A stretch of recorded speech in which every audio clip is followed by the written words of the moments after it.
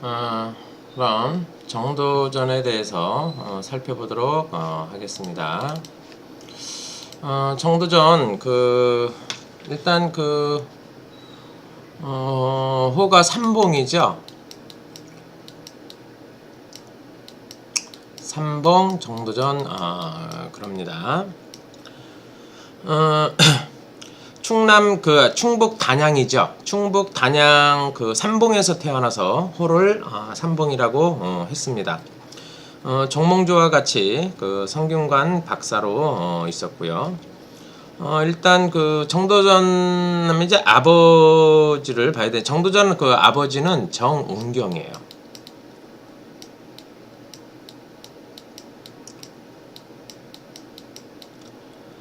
아버지 봉화정씨 정운경 봉화지방에서 어떤 세습 향리를 벗어나서 중앙에 벼슬아치를 했죠.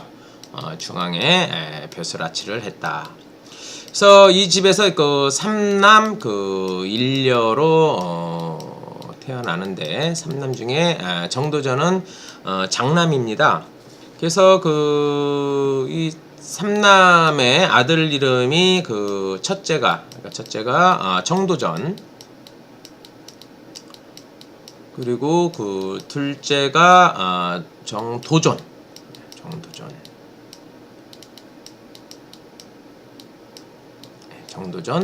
그리고 셋째가 도복입니다. 도복. 그러니까 정도전, 정도존, 정도북. 돌을 전하고 돌을 전하고 또 돌을 그러니까 간직하고, 그리고 돌을 또 회복하라는 뜻이 담겨 있다고 합니다. 이렇든 정도전은 일단 고려 사회에서 이제 개혁 프로그램을 제시를 하게 되는데, 토지 개혁과 종교 개혁, 군사 개혁을 얘기를 제시를 하는데, 정도전은 이 개혁을 구현하는 과정에서 이제 끊임없는 저항을 받게 되죠.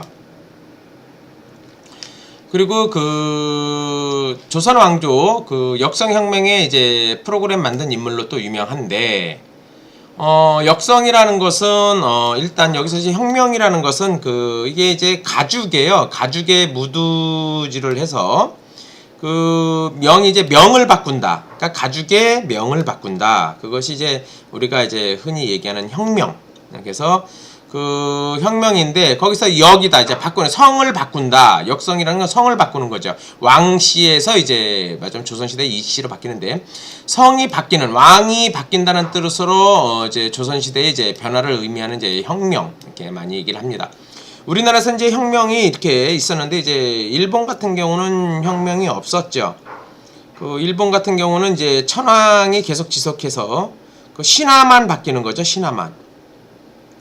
그리고 세계적으로도 이런 혁명이 이제 찾기가 힘듭니다. 그래서 아무튼 그래서 이 정도전은 그래서 태조 7년에 이방원의 이제 이방원의 사병까지 이제 혁파하려는 하자. 이제 이방원이가 이제 도저히 안 되겠다. 내 삶과 죽음에 갈려 있다는 그래서 판단을 내리죠. 그래서 정도전을 비롯해서 세자, 방서까지도 이제 함께 다 제거를 합니다. 이방원이가. 그래서 이제 여기 이제 방석이 이제 배달은 동생이지만, 아무튼 그래서 이 사건을 우리는 제1차 왕자의 난이다, 이렇게 얘기를 합니다. 그래서 정도전 시대적인 이제 좀 상황을 또 한번 보도록 하겠습니다.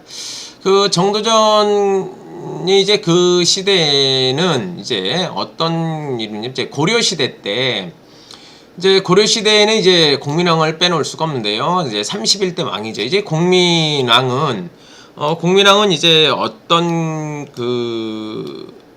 마음이 있었냐면, 이제 개혁하려는, 이제 어떤 개혁을 하는 이런 걸 이제 개혁을 시도를 했어요. 그 개혁을 시도를 하는데 이제 왜 이런 사건이 일어나냐면 이제 원나라에서 이제 너무 이제 간섭이 심한 거예요. 그러다 보니까 이제 여기서 이제 벗어나야 되겠다 이제 생각을 하게 되죠. 근데 이제 이 국민왕이 이제 그 개혁을 시도하게 된 건 뭐냐면 이제 그동안의 기득권층으로부터 이제 좀 너무 이제 하다 보니까 이제 신진 그 세력들이 이제 들어오게 되는데, 아무튼 기득권층이 이제 불법으로 인한 이제 노비나 이런 토지 같은 것을 이제 다 돌려주라고 이제 얘기를 하죠. 그래서 이런 개혁을 시도하기 위해서 신돈이라는 인물을 등장을 시킵니다. 신돈이라는 사람을 등용해서 이제 원나라를 이제 배척하고 그리고 이러면서 이제 그 노비나 이런 토지를 다 돌려주라는 이런 걸 착수를 하게 되는데, 그래서 여기에 대한 이제 실행을 이제 보시게 되면 이제 1356년에 이제 원나라를 몰아내기 위해서 정동행성을 이제 폐지시키고, 그리고 이제 쌍성총관부, 이 당시 하던 이제 쌍성총관부,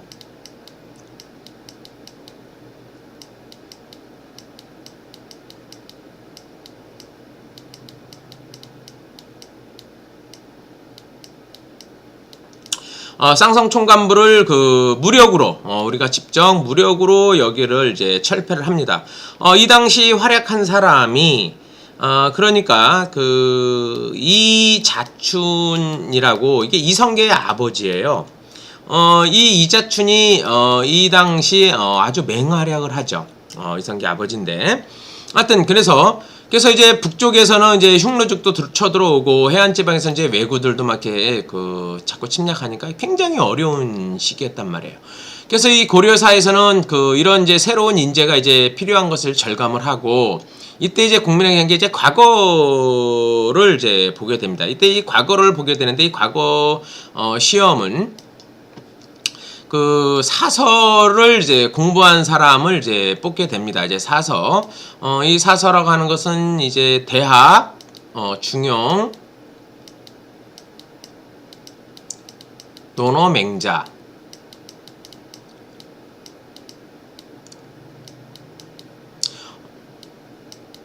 이제 이런 이 사서를 시험을 보게 되는데, 이때 이제 과거 시험을 이제 보겠는데, 이제 성리학을 이것을 가르칠 교육기관이 없었다는 거죠.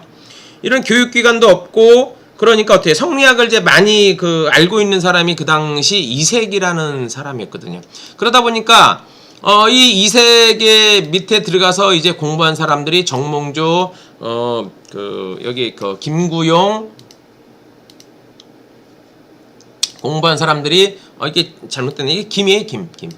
김구용, 이승인, 윤소동, 박상춘, 정도전, 이런 사람들이 이색 밑에서 이제 공부를 하죠. 그래서 이제 과거의 시험을 봐서 이제 이렇게 이제 대거 이제 등장을 하게 됩니다. 성리학자가 이제 등용하게 되는데, 그래서 이 고려 사회에 이제 확고한 이런 시대를 개혁할 수 있었던 것은, 이 사람들은 어때요? 기존의 기득권층이 아니었단 말이에요. 그러니까는 어떤 이런 토지 같은 걸 재산을 많이 갖고 있지 않았죠. 그러다 보니까 이런 바꾸는 거에 대해서 이런 계층이 아니기 때문에 이런 개혁하는 거에 대해서는 굉장히 자유로울 수가 있었다. 그러다 보니까 이제 이렇게 확 뒤바꿔 버리려고 공민왕이 시도를 해서 신진 세력들이 대거 등용하게 되는데, 이 공민왕이 이제 사건이 이제 벌어져요. 어떤 일이 이제 벌어지게 되냐면, 공민왕의 이제 부인이 이제 몽골 태생이 이제 노곡공주였는데, 그 당시 원래 본명은 이제 보탈실리라고 그래요. 근데 이제 애를 낳다가 이 출산 때 사망을 하게 됩니다. 근데 이 공민왕이 노곡공주를 굉장히 사랑했다고 그래요. 그래서 그러다 보니까 갑자기 죽게 되니까 공민왕이 이제 정신적으로 이상이 생겨요. 어느 정도로 이상이 생겼냐면, 이제 당시 이런 기득권층의 이제 자제들 이제 미소년이죠. 남자들을 모아서 자제이라는 걸 설치를 해요. 근데 이 설치를 해서 여기서 얼마나 풍기문란이라고 했는데, 얼마나 했냐면, 어떠한 일이 벌어졌냐면 자기 마누라인 왕비를 갖다가 이런 자제이의 자녀들하고 같이 강제로 막 문란을 일으켜요. 그러다 보니까 그 중에 이 자제에 있던 이제 홍련과 그 당시 공민왕의 또 그 정비인 인덕 왕후가 있었는데 이 익비 한씨라고 그래요. 근데 이 익비 사이에 이제 애가 태어나게 되는 거예요. 이거 뭐 아주 기가 막힐 노릇이죠. 그래서 이것을 은폐할 의도로 이 홍련하고 이제 이런 그 당시 알고 있던 이 최만생을 쥐도새도 모르게 죽이려고 해요. 그래서 이제 하다가 오히려 홍련 최만생한테 거꾸로 죽임을 당하는, 이제 그걸 이제 시해라고 그러죠. 죽임을 당하는 일이 벌어진 거예요. 그러니까 어때요? 공민왕이 새롭게 바꾸려고 개혁을 하려고 이런 신진 세력들을 데리고 와서 이런 일을 추진하고 있었는데 갑자기 이런 사건이 벌어지고 이렇게 정신분열로 해서 이런 갑자기 왕이 죽게 되다 보니까 어때요? 이런 개혁파는 큰 타격을 받게 되는 거죠. 그러다 보니까 공민왕이 죽고 다시 그 왕을 차지한 사람이 누구예요? 우왕인 거죠. 이 우왕은 이제 말하자면 이제 공민왕을 이어서 32대 왕이 되는데, 이 공민왕을 지지했던 그런 사람들은 이제 오히려 자리 잡기 전이니까 이런 신진 사대들이 계속 당하죠. 그래서 이때 당시 이런 신진 사례를 크게 할 수 있었던 거 뭐냐면, 이때 끌고 나온 게 이제 외교 문제로 이제 구실을 찾습니다. 기존. 그래서 공민왕의 이제 배원 칙명 정책에서 이제 결국에는 친원 정책으로 전환을 했는데, 이 원가의 친결을 모색하는 이제 기존 이제 세력이죠. 이인님 정책에서 다시 원나라를 전환을 해버리니까 어때요? 이런 신진 개혁 세력들이 저항을 하는 거죠. 그 당시 크게 저항하다가 보니까 이런 이인님에 의해서 이제 정도전 같은 경우 이제 나주로 이제 유배를 가게 됩니다. 굉장히 많은 사람들이 죽었고요. 아무튼 그래서 이제 정도전은 이제 나주로 가서 유배 당하는 그런 일이 벌어지고 합니다. 그래서 이 정도전 뒤에 또 계속 더 자세히 말씀을 드리게 되니까요. 이때 당시 이제 다시 조선을 건국하게 된 이제 이 상황을 좀 얘기를 해야 되겠는데요. 이 당시 이왕 때 명나라를 치러 갔던 이제 10만 대군이 이성계가 이제 끌고 갔죠. 이제 이화도 해군을 말씀드리는 거예요. 그래서 고려 왕조가 여기서 회군하면서 이 군사를 뭐 다 데려가서 다시 회군을 해버리니까 이때 당시 고려는 거의 뭐 끝났다 뭐 이렇게 봐도 될 거고요. 그래서 거의 회군을 하게 되면서 권력의 추가 완전히 이제 이쪽 이성계 쪽으로 이제 옮겨온 거죠. 이때 당시 이성계가 이화도 회군을 하면서 명분을 내세웠던 건 뭐냐면, 농번기라서 너무 출정하기가 너무 힘들었다는 거예요. 지금 먹고 살기도 힘들고 이때 당시 농사를 짓지 않으면, 이렇게 씨앗을 뿌려놓지 않으면 안 되는데 지금 이럴 때 전쟁을 하면 안 된다, 이런 핑계와, 그 다음에 이 명나라는 지금 굉장히 강대국으로 굉장히 강해지는 나라라는 거죠. 이렇게 강한 나라를 지금 우리가 이길 수도 없을 뿐만 아니라 이렇게 강해지는 나라를 어떻게 우리가 왜 치냐는 거죠. 오히려 원나라에서 이제 명나라에게 일어서고 있는데 참 이런 나라를 이제 이런 것은 안 된다. 그리고 많은 곳에 너무 역병도 일어나고 너무 민심이 행행하기 때문에, 그래서 이거를 쳐들어갈 수가 없다. 그리고 또 당시 남해에서는 일본 왜구들이 자꾸 침범을 했거든요. 그래서 이런 명분으로 해서 나는 다시 전쟁을 하러 갈 수가 없고 되돌아오는 이화도 회군을 하게 됩니다. 그러다 보니까 그 당시 어때요? 농번기 때는 이런 농민들은 이성계가 너무 마음에 들 수밖에 없는 거죠. 그래서 이성계가 이때 이제 민심을 이제 크게 얻게 되는 계기가 되는 겁니다. 그래서 이성계 혁명 성공은 이런 고려 왕조 실정의 한거한, 이님이 이렇게 너무한 이런 거에 대한 한거한 농민군의 지지로 이루어진 것이라고 볼 수가 있는 거죠. 그래서 일종의 그 농민 봉기다, 이렇게 얘기할 수도 있을 것 같습니다. 그래서 그 고려말 시대의 그 상황을 보게 되면은 이 당시 이제 기존의 그런 그 고려말 시대 상황의 그 기득권들이 보면은 이 관리들이 그 소작인에 대한 착취가 굉장히 극심했어요. 이제 국가의 이제 토지가 예를 들어서 10분의 1만 이제 국가에서 세금을 떼어가게 되는데, 옛날 관리들이 국가를 대신해서 세금을 받던 제도를 이제 수족관이라고 합니다.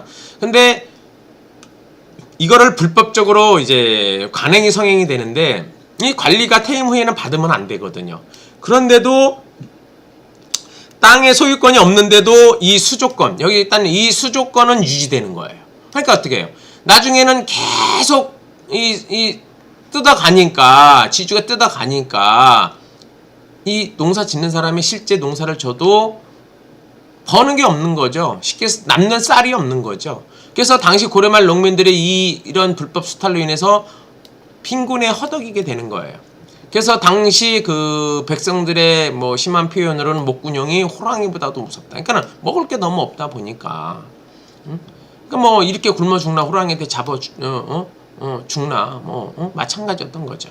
그러다 보니까 이런 신진사대들이 과거 제도로 다시 정도전에서 그 들어왔던 이런 신진사대들이 얘기한 것 중에 여러 개 있는데, 이제 정도전은 균전제라는 걸 이제 주장을 합니다.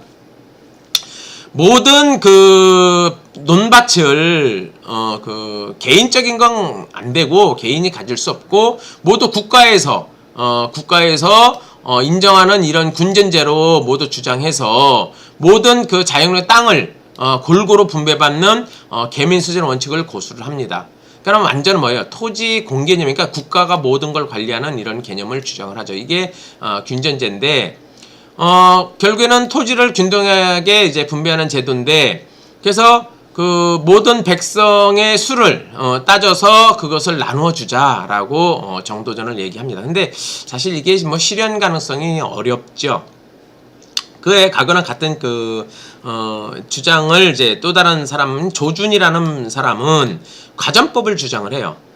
그러지 말고 이건 뭐 실현 가능성이 어렵고, 토지 소유권은 그 따지지 말고 수주권을 문제 삼아서 이제 이 수주권을 현재 관리가, 그러니까 그동안 받았던 그 옛날 받을 권리 없는, 그러니까 옛날 퇴임한 사람들은 이젠 받지 말고 현직 관리만 그 받을 수 있도록 제한을 시킨 게 과전법이에요.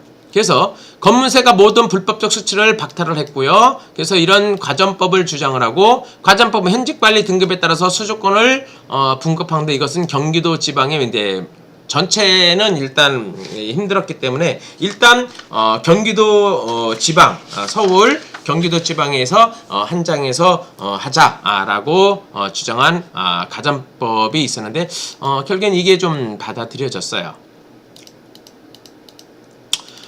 그래서 그 고려에서 그 조선으로 평화적인 이제 정권 교체가 그 이루어졌는데, 그 과정을 또 보면 그 고려에서 그 결국엔 그냥 그 강제로 어떤 그 이루어진 게 아니고 선양의 어떤 그런 그 공론을 추대해서 그래서 이성계를 추대하는, 그래서 인준받는 식으로 조선 왕조는 사실 창건이 됩니다. 그래서 조선 왕조에 보면 여기 종묘죠, 종묘. 조선 왕조에 보면 이 종묘에 그 고려의 공민왕의 위패가 지금도 모셔져 있습니다. 이때 선양을 하게 된 것이 이제 공민왕의 정비 안씨인데, 이 안씨가 그 공민왕이 그렇게 그 자제의를 통해서 강제를 할 때도 이 안씨는 자결을 하는 어떤 그런 자결을까지 하려고 하는 어떤 그런 걸로 그 거세게 반항을 해서 사실은 그 공민왕으로부터 살 수가 있었어요. 그리고 넘어와서도 이런 잘 했기 때문에 아무튼 안씨의 선양으로 해서 추대받는, 그래서 정도전과 조준, 남은 등으로 50여 명의 대시 순례들이 공양왕으로부터 옥쇠를 받아서 이성계의 집으로 이제 찾아가서 왕위에 올려달라고 오를 것을 이제 간청을 3번씩이나 합니다. 처음에 안 한다고 이렇게 물리고 해서 3번째 간청해서 오르게 되죠. 그리고 도평에서 그때 당시에 이제 정무기관이죠. 고려 당시 왕조의 정무기관인데, 여기서 이성계를 다시 왕으로 한다는 것을 인준도 받게 되고요. 그래서 결국에는 이런 국민으로부터 시대적 요구를 실현한 사상가 그룹의 집단적인 어떤 이름이 바뀌어버리는, 왕씨에서 이씨로 바뀌는 혁명이 합법적인 절차로 인해서 이루어지게 되는 거죠. 그러니까는 어떤 무력으로 이루어진 게 아니고 어떤 그런 지식인의 힘에 의해서 조선이 이루어지는 혁명이 일어나는 겁니다. 이 정도전을 우리가 보면서는 정몽주를 뺄 수가 없는데요. 이 정몽주는 이제 같이 정도전과 같이 과거 시험을 통해서 신진 사력으로 이제 들어온 거죠. 그래서 같이 성균관에서 같이 있게 되니까 정몽주가 좀 선배예요. 그래서 정도전 선생보다도 이제 5살 위고요. 학덕이 있어서나 어떤 문물을 겸비한 사람은 훌륭한 사람이죠. 그래서 이 국제적 정몽주는 국제적인 감각도 탁월했고요. 공부만 잘한 이런 게 아니고요. 이 문물을 다 겸비한 사람이에요. 그래서 무인으로도 이제 활약한 상을 보게 되면은 일본 구슈에서 왜구를 단속하고 고려 백성을 수백 명을 되돌아 보내는, 귀국시키기도 했고요. 이성계와 함께 같이 왜구를 토벌도 했습니다. 그래서 이런 국제적 감각도 탁월하고 문물을 겸비한 명제사항이었던 거지요. 이 정몽주는 빼놓을 수 없었던 게, 이 정몽주가 이 정도전에게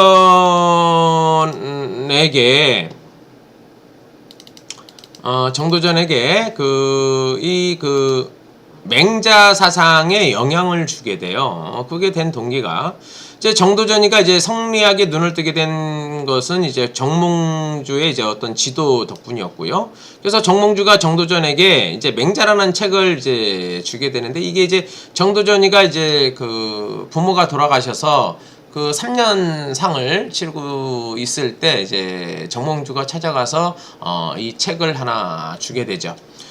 정도전은 이 책이 너무 좋아서 이 책을 하루에 반 페이지도 읽지 않을 정도로, 그러니까는 뭐예요?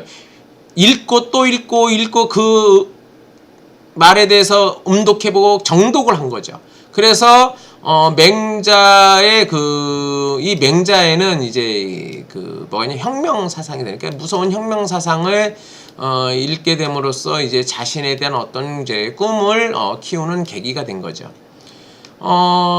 쉽게 해서 이 맹자를 보게 되면 이제 공자와 맹자를 좀 비교할 수가 있는데요. 육아에서 이 공자는 어떤 체제 변혁보다도 인간의 심미적 그걸 완성에 이제 관심이 컸다면, 맹자는 철두철미하게 사회적 관심 속에서 혁명을 많이 얘기를 합니다. 이따 뒤에 좀 나오겠습니다만은 혁명에 대해서는 이제 왕도 가르칠 수 있다는 말이 나옵니다. 그래서 이 정도전과 이성계의 만남을 주선해 준 것도 정몽주죠. 그래서 정몽주 주선으로 이성계와 정도전이 만나고, 1383년에 가을 정도전은 함경도에 당시 이성계가 가 있었는데 함주로 함주에 있는 막을 찾아가서 동북면 이성계를 직접 가서 이제 혁명을 이제 결의하게 됩니다. 그래서 당시가 이제 이화도 해군 5년 전인데, 그래서 1388년 이화도 해군이 됐고 조선을 개최한 건 1390 인연이 됩니다. 이렇게 된 것에 대해서 계속 이어서 다음 시간에 이어서 말씀드리도록 하겠습니다.